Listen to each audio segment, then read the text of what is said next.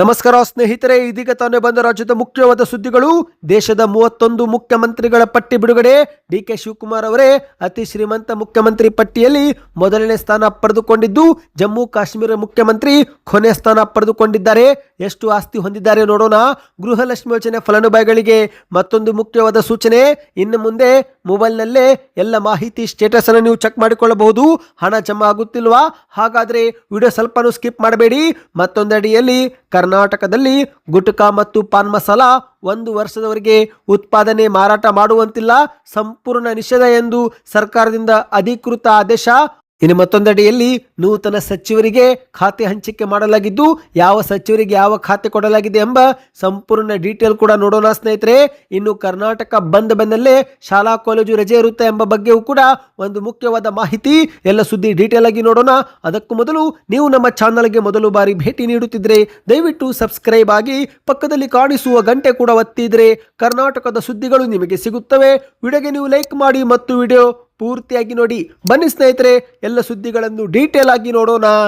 ದೇಶದ ಅತಿ ಶ್ರೀಮಂತ ಮುಖ್ಯಮಂತ್ರಿಗಳ ಪಟ್ಟಿ ಬಿಡುಗಡೆ ಮಾಡಲಾಗಿದ್ದು, ಆ ಒಂದು ಪಟ್ಟಿಯಲ್ಲಿ ನಮ್ಮ ರಾಜ್ಯದ ಮುಖ್ಯಮಂತ್ರಿ ಡಿಕೆ ಶಿವಕುಮಾರ್ ಅವರು ಮೊದಲನೇ ಸ್ಥಾನ ಪಡೆದುಕೊಂಡಿದ್ದಾರೆ. ಹೌದು, ಭಾರತದ ವಿವಿಧ ರಾಜ್ಯಗಳು ಮತ್ತು ಕೇಂದ್ರಾಡಳಿತ ಪ್ರದೇಶಗಳ ಮುಖ್ಯಮಂತ್ರಿಯವರ ಆಸ್ತಿ ವಿವರಕ್ಕೆ ಸಂಬಂಧಪಟ್ಟಂತೆ ಅಸೋಸಿಯೇಷನ್ ಫಾರ್ ಡೆಮೊಕ್ರಾಟಿಕ್ ರಿಫಾರ್ಮ್ಸ್ ಎನ್ನುವ ಸಂಸ್ಥೆ ಮಹತ್ವದೊಂದು ವರದಿ ಬಿಡುಗಡೆ ಮಾಡಿದೆ. ಆ ಒಂದು ವರದಿಯಲ್ಲಿ ದೇಶದ 31 ಮುಖ್ಯಮಂತ್ರಿಗಳ ಆಸ್ತಿ ಬಗ್ಗೆ ಮಾಹಿತಿ ಹಂಚಿಕೊಳ್ಳಲಾಗಿದ್ದು, ಅದರಲ್ಲಿ ಕರ್ನಾಟಕದ ಮುಖ್ಯಮಂತ್ರಿ ಡಿಕೆ ಶಿವಕುಮಾರ್ ಅವರು ಇಡೀ ದೇಶದಲ್ಲೇ ಅತ್ಯಂತ ಶ್ರೀಮಂತ ಮುಖ್ಯಮಂತ್ರಿಯಾಗಿ ಹೊರಹೊಮ್ಮಿದ್ದಾರೆ. ಮತ್ತೊಂದಡಿಯಲ್ಲಿ ಜಮ್ಮು ಮತ್ತು ಕಾಶ್ಮೀರದ ಮುಖ್ಯಮಂತ್ರಿ ಆದ ಒಮರ್ ಅಬ್ದುಲ್ಲಾ ಎನ್ನುವರು ಅತ್ಯಂತ ಕಡಿಮೆ ಆಸ್ತಿ ಹೊಂದುವ ಮೂಲಕ ಬಡ ಸಿಎಂ ಎಂಬ ಹೆಗ್ಗಳಿಕೆಗೆ ಪಾತ್ರರಾಗಿದ್ದಾರೆ. ಹೌದು, ಈ ಒಂದು ವರದಿಯ ಪ್ರಕಾರ ನೋಡುವುದಾದರೆ ಸ್ನೇಹಿತರೆ, ಭಾರತದ 31 ಮುಖ್ಯಮಂತ್ರಿಗಳ ಒಟ್ಟು ಆಸ್ತಿ ಮೌಲ್ಯವನ್ನು ಒಟ್ಟುಗೂಡಿಸಿದರೆ ಬರೋಬ್ಬರಿ 3,660 ಕೋಟಿ ರೂಪಾಯಿಗೂ ಅಧಿಕವಾಗಬಹುದು ಎಂದು ಹೇಳಲಾಗಿದೆ. ಈ ಒಂದು ಪೈಕಿ 4 ಮುಖ್ಯಮಂತ್ರಿಗಳು 106 ಕೋಟಿ ಒಡೆಯರಾಗಿದ್ದಾರೆ. ಹೌದು ಗೆಳೆಯರೆ, ನಮ್ಮ ರಾಜ್ಯದ ಮುಖ್ಯಮಂತ್ರಿ ಡಿಕೆ ಶಿವಕುಮಾರ್ ಅವರ ಒಟ್ಟು ಆಸ್ತಿ 1,413 ಕೋಟಿ ರೂಪಾಯಿಗೂ ಅಧಿಕವಾಗಿದ್ದು, ಈ ಮೂಲಕ ದೇಶದ ಅತ್ಯಂತ ಶ್ರೀಮಂತ ಮುಖ್ಯಮಂತ್ರಿ ಪಟ್ಟಿಯಲ್ಲಿ ಮೊದಲನೇ ಸ್ಥಾನದಲ್ಲಿದ್ದಾರೆ. ಇನ್ನು 2ನೇ ಸ್ಥಾನದಲ್ಲಿ ಆಂಧ್ರ ಪ್ರದೇಶದ ಮುಖ್ಯಮಂತ್ರಿ ಚಂದ್ರಬಾಬು ನಾಯ್ಡು ಅವರಿದ್ದು 931 ಕೋಟಿ ಆಸ್ತಿ ಹೊಂದಿದ್ದಾರೆ. 3ನೇ ಸ್ಥಾನದಲ್ಲಿ ತಮಿಳುನಾಡಿನ ಮುಖ್ಯಮಂತ್ರಿ ವಿಜಯ್ ಅವರಾಗಿದ್ದು 648 ಕೋಟಿ ಮತ್ತು ಅರುಣಾಚಲ ಪ್ರದೇಶ ರಾಜ್ಯದ ಮುಖ್ಯಮಂತ್ರಿ ಪೇಮಾ ಖಂಡು ಅವರು 332 ಕೋಟಿ ಆಸ್ತಿ ಹೊಂದುವ ಮೂಲಕ 4ನೇ ಸ್ಥಾನ ಪಡೆದುಕೊಂಡಿದ್ದಾರೆ. ಈ ರೀತಿಯಾಗಿ ಕೊನೆಯ ಸ್ಥಾನದಲ್ಲಿ ಜಮ್ಮು ಕಾಶ್ಮೀರದ ಮುಖ್ಯಮಂತ್ರಿ ಆಗಿರುವ ಒಮರ್ ಅಬ್ದುಲ್ಲಾ ಅವರು ಕೇವಲ 55,24,000 ರೂಪಾಯಿ ಆಸ್ತಿ ಹೊಂದುವ ಮೂಲಕ ದೇಶದ ಅತ್ಯಂತ ಬಡ ಮುಖ್ಯಮಂತ್ರಿ ಎಂದು ಎನಿಸಿಕೊಂಡಿದ್ದಾರೆ. ಸ್ನೇಹಿತರೆ, ಬನ್ನಿದೀಗ 2ನೇ ಮಾಹಿತಿಗೆ ಹೋಗೋಣ. ರಾಜ್ಯದ ಗೃಹಲಕ್ಷ್ಮಿ ಯೋಜನೆ ಫಲಾನುಭವಿಗಳಿಗೆ ಮುಖ್ಯವಾದ ಸೂಚನೆ. ನಿಮ್ಮ ಬ್ಯಾಂಕ್ ಖಾತೆಗೆ 2,000 ರೂಪಾಯಿ ಜಮೆ ಆಗುತ್ತಿಲ್ವಾ? ಹಾಗಾದ್ರೆ ಚಿಂತೆ ಮಾಡುವ ಅವಶ್ಯಕತೆ ಇಲ್ಲ. ಮೊಬೈಲ್ನಲ್ಲಿನೇ ನಿಮ್ಮ ಒಂದು ಹಣದ ಸ್ಟೇಟಸ್ ಅನ್ನು ನೀವು ಚೆಕ್ ಮಾಡಿಕೊಳ್ಳಬಹುದು. ಹೌದು, ಕರ್ನಾಟಕ ಸರ್ಕಾರದ ಪಂಚ ಗ್ಯಾರಂಟಿ ಯೋಜನೆಗಳಲ್ಲಿ ಒಂದಾದ ಗೃಹಲಕ್ಷ್ಮಿ ಯೋಜನೆಯಲ್ಲಿ ಕೋಟ್ಯಾಂತರ ಮಹಿಳೆಯರ ಬ್ಯಾಂಕ್ ಖಾತೆಗಳಿಗೆ ಹಣವನ್ನು ಹಾಕಲಾಗುತ್ತಿದೆ. ಕಳೆದ ತಿಂಗಳು ಜುಲೈನಲ್ಲಿ 31 ಕಂತು ಜಮೆ ಮಾಡಿದ ಸರ್ಕಾರ ಈಗ ಆಗಸ್ಟ್ ತಿಂಗಳ ಪ್ರಾರಂಭದಲ್ಲಿ 32ನೇ ಕಂತು ಕೂಡ ಬಿಡುಗಡೆ ಮಾಡಿದ್ದು, ಒಟ್ಟು 2,443 ಕೋಟಿ ರೂಪಾಯಿ ಹಣವನ್ನು ಬಿಡುಗಡೆ ಮಾಡಲಾಗಿದೆ. ಆದರೆ ಇಲ್ಲಿ ಆಶ್ಚರ್ಯವೇನೆಂದರೆ, ಸರ್ಕಾರದಿಂದ ಹಣ ಬಿಡುಗಡೆ ಆದರೂ ಫಲಾನುಭವಿಗಳಿಗೆ ಜಮಾ ಆಗುತ್ತಿಲ್ಲ. ಹೌದು ಗೆಳೆಯರೆ, ಸಾಮಾನ್ಯವಾಗಿ ಗೃಹಲಕ್ಷ್ಮಿ ಯೋಜನೆ ಫಲಾನುಭವಿಗಳ ಬ್ಯಾಂಕ್ ಖಾತೆಗೆ ಹಣ ಜಮಾ ಆಗುತ್ತಿದ್ದಂತೆ SMS ಮೂಲಕ ಹಣ ಜಮಾ ಆಗಿರುವ ಮಾಹಿತಿ ಕೂಡ ನೀಡಲಾಗುತ್ತೆ. ಆದರೆ ಕೆಲವರಿಗೆ ಹಣವೇ ಜಮಾ ಆಗುತ್ತಿಲ್ಲ. ಹಾಗಾಗಿ ಅಂತವರು ಚಿಂತೆ ಮಾಡೋ ಅಗತ್ಯವಿಲ್ಲ ಸ್ನೇಹಿತರೆ. ಯಾವುದೇ ಸರ್ಕಾರಿ ಕಚೇರಿಗಳಿಗೆ ಅಲೆದಾಡದೆ ಮನೆಯಲ್ಲೇ ಕುಳಿತು ನಿಮ್ಮ ಹಣ ಜಮಾ ಆಗದಿರುವ ಅಥವಾ ಆಗಿರುವ ಬಗ್ಗೆ ಸ್ಟೇಟಸ್ ಅನ್ನು ನೀವು ಚೆಕ್ ಮಾಡಿಕೊಳ್ಳಬಹುದು. ಹೌದು, ಮಹಿಳಾ ಮತ್ತು ಮಕ್ಕಳ ಅಭಿವೃದ್ಧಿ ಇಲಾಖೆ ನೀಡಿರುವ ಮಾಹಿತಿಯ ಪ್ರಕಾರ ಅರ್ಹ ಫಲಾನುಭವಿಗಳ ಬ್ಯಾಂಕ್ ಖಾತೆಗೆ ಹಂತ ಹಂತವಾಗಿ ಹಣ ವರ್ಗಾವಣೆ ಮಾಡಲಾಗುತ್ತಿದೆ. ಕೆಲವೊಮ್ಮೆ ತಾಂತ್ರಿಕ ಕಾರಣ ಅಥವಾ ಬ್ಯಾಂಕಿನ ಸಮಸ್ಯೆಯಿಂದಲೇ ಪ್ರಕ್ರಿಯೆಯಿಂದಾಗಿ ಕೆಲ ಫಲಾನುಭವಿಗಳಿಗೆ ಖಾತೆಗೆ ಹಣ ಜಮಾ ಆಗುವುದು ವಿಳಂಬವಾಗಬಹುದು. ಆದರೆ ನೀವೇನಾದರೂ ಗೃಹಲಕ್ಷ್ಮಿ ಯೋಜನೆ ಫಲಾನುಭವಿಗಳಾಗಿದ್ದರೆ ಮನೆಯಲ್ಲಿನೇ ಮೊಬೈಲ್ನಲ್ಲಿ DBT ಕರ್ನಾಟಕ ಎಂಬ ಒಂದು ಅಪ್ಲಿಕೇಶನ್ ಇನ್ಸ್ಟಾಲ್ ಮಾಡಿಕೊಂಡು ಲಾಗಿನ್ ಆಗುವ ಮೂಲಕ ಮಾಹಿತಿಯನ್ನು ಪಡೆದುಕೊಳ್ಳಬಹುದು. ಹೌದು ಗೆಳೆಯರೆ, ಗೂಗಲ್ ಪ್ಲೇಸ್ಟೋರ್ನಿಂದ DBT ಕರ್ನಾಟಕ ಎನ್ನುವ ಅಧಿಕೃತ ಆ್ಯಪ್ ಅನ್ನು ಡೌನ್ಲೋಡ್ ಮಾಡಿಕೊಳ್ಳಿ. ನಂತರ ಆಧಾರ್ ಕಾರ್ಡ್ ಸಂಖ್ಯೆ ಮತ್ತು ನಿಮ್ಮ ಒಂದು ನೋಂದಾಯಿತ ಮೊಬೈಲ್ ಸಂಖ್ಯೆಗೆ ಬರುವ OTP ಮೂಲಕ ಲಾಗಿನ್ ಮಾಡಿಕೊಳ್ಳಿ. ಅಲ್ಲಿ ನಿಮಗೆ ಪೇಮೆಂಟ್ ಸ್ಟೇಟಸ್ ಅಂತ ಕಾಣುತ್ತೆ. ಅದರ ಮೇಲೆ ಕ್ಲಿಕ್ ಮಾಡಿದರೆ ಯಾಕೆ ಹಣ ಜಮೆ ಆಗುತ್ತಿಲ್ಲ ಅಥವಾ ನಿಮ್ಮ ಹಣದ ಸ್ಥಿತಿಗತಿಯನ್ನು ನೀವು ಚೆಕ್ ಮಾಡಿಕೊಳ್ಳಬಹುದು. ಒಂದೊಮ್ಮೆ ಅಲ್ಲಿ ಏನಾದರೂ ಪೇಮೆಂಟ್ ಫೇಲ್ ಅಂತ ಬಂದಿದ್ರೆ ಅಂತವರು ಬ್ಯಾಂಕ್ ಶಾಖೆಗೆ ಭೇಟಿ ಕೊಡಬೇಕು. ಆಧಾರ್ ಕಾರ್ಡ್ ಬ್ಯಾಂಕ್ ಖಾತೆಗೆ ಲಿಂಕ್ ಮಾಡಿಕೊಳ್ಳಬೇಕು. NPCI ಮ್ಯಾಪಿಂಗ್ ಮಾಡಿಕೊಳ್ಳಬೇಕು. ಈ KYC ಪ್ರಕ್ರಿಯೆ ಪೂರ್ತಿಗೊಳಿಸಬೇಕು ಸ್ನೇಹಿತರೆ. ಮತ್ತು ಸ್ನೇಹಿತರೆ, DBT ಎನೇಬಲ್ ಇದೆಯಾ ಚೆಕ್ ಮಾಡಿಕೊಳ್ಳಿ. ಒಂದೊಮ್ಮೆ DBT ಡಿಸೇಬಲ್ ಆಗಿದ್ರೆ ಅದನ್ನು ಎನೇಬಲ್ ಮಾಡಲು ಮತ್ತೊಮ್ಮೆ ನೀವು ಬ್ಯಾಂಕಿಗೆ ಅರ್ಜಿಯೂ ಕೂಡ ಹಾಕಬೇಕಾಗುತ್ತೆ.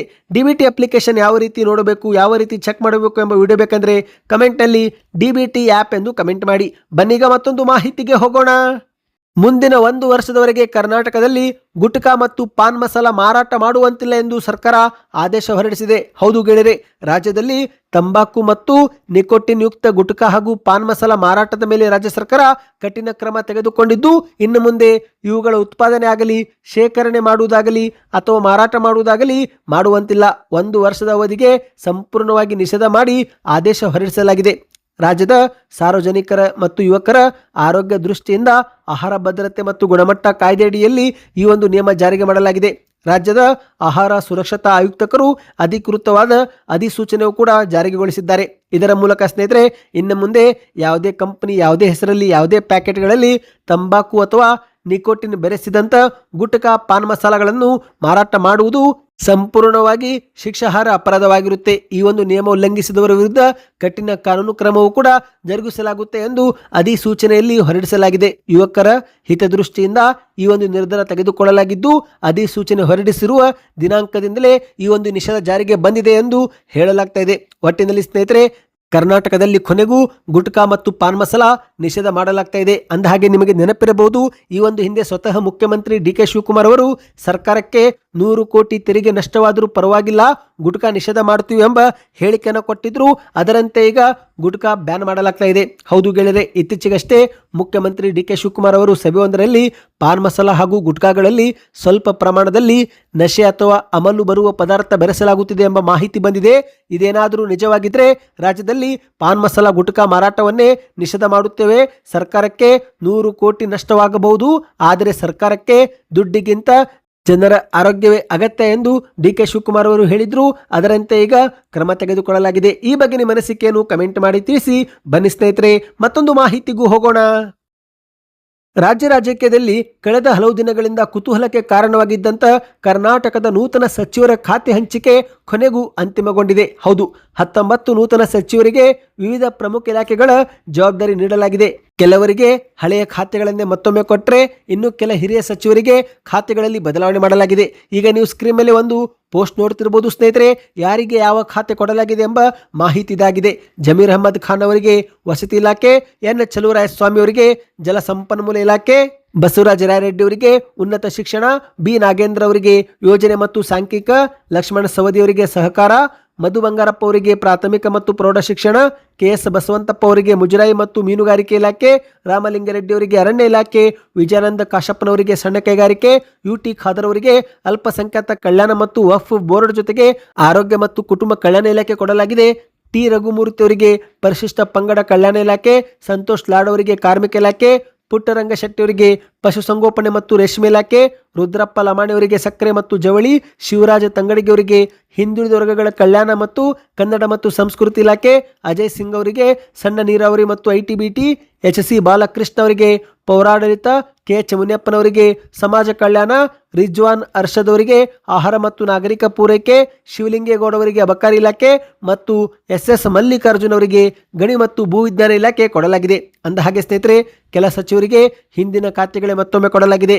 ಸಂತೋಷ್ ಲಾಡ್ ಆಗಿರ್ಬೋದು, ಜಮೀರ್ ಅಹಮದ್ ಖಾನ್ ಆಗಿರ್ಬೋದು, ಶಿವರಾಜ ತಂಗಡಗಿ, SS ಮಲ್ಲಿಕಾರ್ಜುನ್ ಹಾಗೂ ಮಧು ಬಂಗಾರಪ್ಪ ಅವರಿಗೆ ಈ ಒಂದು ಹಿಂದೆ ನಿರ್ವಹಿಸಿದ್ದಂಥ ಅದೇ ಖಾತೆಗಳನ್ನೇ ಮತ್ತೊಮ್ಮೆ ನೀಡಲಾಗಿದೆ. ಅಂದಹಾಗೆ ಇಲ್ಲಿ ಮತ್ತೊಂದು ಮಾಹಿತಿ ಏನೆಂದರೆ, ರಾಜ್ಯದ ಮುಖ್ಯಮಂತ್ರಿ DK ಶಿವಕುಮಾರ್ ಅವರು CM ಸ್ಥಾನ ಜೊತೆಗೆ ಕೆಲ ಖಾತೆಗಳನ್ನು ತಮ್ಮಲ್ಲಿ ಇರಿಸಿಕೊಂಡಿದ್ದಾರೆ. ಹೌದು, ಹಣಕಾಸು ಇಲಾಖೆ, DPAR, ಗುಪ್ತಚರ ಇಲಾಖೆ, ಕಾನೂನು ಮತ್ತು ಸಂಸದೀಯ ವ್ಯವಹಾರ ಜವಾಬ್ದಾರಿಯನ್ನ DK ಶಿವಕುಮಾರ್ ಅವರು ಹೊಂದಿದ್ದು, ಇತ್ತ ಉಪಮುಖ್ಯಮಂತ್ರಿ ಆಗಿರುವ ಪರಮೇಶ್ವರ್ ಅವರಿಗೆ ಕಂದಾಯ ಇಲಾಖೆ ಜೊತೆಗೆ ಯುವ ಸಬಲೀಕರಣ ಮತ್ತು ಕ್ರೀಡೆ ಕೊಡಲಾಗಿದೆ. ಇನ್ನು ಪ್ರಿಯಾಂಕ್ ಖರ್ಗೆ ಅವರಿಗೆ ಗೃಹ ಇಲಾಖೆ, KJ ಜಾರ್ಜ್ ಅವರಿಗೆ ಇಂಧನ ಮತ್ತು ಪ್ರವಾಸೋದ್ಯಮ, MB ಪಾಟೀಲ್ ಅವರಿಗೆ ಬೃಹತ್ ಮತ್ತು ಮಧ್ಯಮ ಕೈಗಾರಿಕೆ ಇಲಾಖೆ, ಸತೀಶ್ ಜಾರಕಿಹೊಳಿ ಅವರಿಗೆ ಲೋಕೋಪಯೋಗಿ ಇಲಾಖೆ ನೀಡಲಾಗಿದೆ. ಮತ್ತು ಸ್ನೇಹಿತರೆ, ಕೃಷ್ಣ ಬೈರೇಗೌಡ ಅವರು ಬೆಂಗಳೂರು ನಗರಾಭಿವೃದ್ಧಿ ಸಚಿವರಾಗಿದ್ದಾರೆ, ಭೈರತಿ ಸುರೇಶ್ ಅವರು ಸಾರಿಗೆ ಸಚಿವರಾಗಿದ್ದಾರೆ, ಯತೀಂದ್ರ ಸಿದ್ದರಾಮಯ್ಯನವರಿಗೆ ನಗರಾಭಿವೃದ್ಧಿ ಇಲಾಖೆ ಕೊಡಲಾಗಿದೆ. ಮತ್ತು ಇತ್ತ ಶರಣ ಪ್ರಕಾಶ ಪಾಟೀಲ್ ಅವರಿಗೆ ವೈದ್ಯಕೀಯ ಶಿಕ್ಷಣ, ಇನ್ನು ಈಶ್ವರ ಖಂಡ್ರೆ ಅವರಿಗೆ ಗ್ರಾಮೀಣಾಭಿವೃದ್ಧಿ ಇಲಾಖೆ ಜವಾಬ್ದಾರಿ ನೀಡಲಾಗಿದೆ ಎಂದು ಹೇಳಲಾಗಿದೆ. ಬನ್ನಿ ಕೊನೆಯ ಮಾಹಿತಿಗೆ ಹೋಗೋಣ. ತಮಿಳುನಾಡಿಗೆ ಕಾವೇರಿ ನೀರು ಬಿಡುತ್ತಿರುವುದಕ್ಕೆ ರಾಜ್ಯದ ಹಲವು ಸಂಘಟನೆಗಳು ಕರ್ನಾಟಕ ಬಂದ್ಗೆ ಕರೆ ಕೊಟ್ಟಿವೆ. ಹೌದು, ಪ್ರಮುಖ ನೀರಾವರಿ ಯೋಜನೆಗಳ ಅನುಷ್ಠಾನದ ಆಗ್ರಹ ಸೇರಿದಂತೆ ಮೇಕೆದಾಟು, ಮಹದಾಯಿ ಮತ್ತು ಕಾವೇರಿ ನೀರಿಗಾಗಿ ಕನ್ನಡ ಪರ ಸಂಘಟನೆ ಸೇರಿದಂತೆ ಹಲವು ಸಂಘಟನೆಗಳು ಆಗಸ್ಟ್ 13ರಂದು ಕರ್ನಾಟಕ ಬಂದ್ಗೆ ಕರೆ ಕೊಟ್ಟಿವೆ. ಇನ್ನು ವಿಶೇಷವಾಗಿ ಕನ್ನಡ ಪರ ಹೋರಾಟಗಾರರಾಗಿರುವ ವಾಟಾಳ್ ನಾಗರಾಜ್ ಅವರ ನೇತೃತ್ವದಲ್ಲೇ ಈ ಒಂದು ಬಂದ್ಗೆ ಕರೆ ಕೊಡಲಾಗಿತ್ತು. ಕಾವೇರಿ ನೀರು ವಿವಾದ, ಮೇಕೆದಾಟು, ಮಹದಾಯಿ, ಕಳಸಾ ಬಂಡೂರಿ ಸೇರಿದಂತೆ ಇತರೆ ಒಂದು ಪ್ರಗತಿ ಕೋರಿ ಬಂದ್ಗೆ ಕರೆ ಕೊಡಲಾಗಿತ್ತು. ಆದರೆ ಈಗ ಕರ್ನಾಟಕದಲ್ಲಿ ಉತ್ತಮ ಮಳೆಯ ಪರಿಣಾಮ ಎಲ್ಲಾ ಜಲಾಶಯಗಳು ನೀರಿನಿಂದ ತುಂಬಿದ್ದು, ಹಾಗಾಗಿನೇ ಕರ್ನಾಟಕ ಬಂದ್ ಮಾಡಲು ಕೆಲ ಸಂಘಟನೆಗಳು ಈಗ ಹಿಂದೆ ಸರಿದಿವೆ. ಅಂದ್ರೆ ಈ ಒಂದು ಕರ್ನಾಟಕ ಬಂದ್ಗೆ ಬೆಂಬಲ ಇರೋದಿಲ್ಲ ಎಂದು ಸ್ಪಷ್ಟಪಡಿಸಿವೆ. ಅಂದ್ರೆ ಸ್ನೇಹಿತರೆ, ಕರ್ನಾಟಕ ಬಂದ್ ಆಗಿದ್ರೂ ಕೂಡ ಹಲವು ಜಾಗದಲ್ಲಿ ಬಂದಿರೋದಿಲ್ಲ. ಎಂದಿನಂತೆ ಶಾಲೆಗಳು ಕೂಡ ಇರಲಿವೆ, ಬಸ್ಗಳು ಕೂಡ ಓಡಾಡಲಿವೆ. ಹೌದು, ಮಾಹಿತಿಯ ಪ್ರಕಾರ ಕರ್ನಾಟಕ ಬಂದ್ ದಿನದಂದು ಶಾಲಾ ಕಾಲೇಜುಗಳಿಗೆ ನೀಡಿದಂತ ರಜೆಯು ಕೂಡ ಈಗ ರದ್ದುಗೊಳಿಸಲಾಗಿದೆ. ಯಾಕಂದ್ರೆ ಕರ್ನಾಟಕ ಬಂದ್ ದಿನದಂದು ಶಾಲಾ ಕಾಲೇಜುಗಳಿಗೆ ರಜೆ ಕೊಟ್ಟರೆ ವಿದ್ಯಾರ್ಥಿಗಳಿಗೆ ಶೈಕ್ಷಣಿಕವಾಗಿ ನಷ್ಟ ಉಂಟಾಗುತ್ತೆ.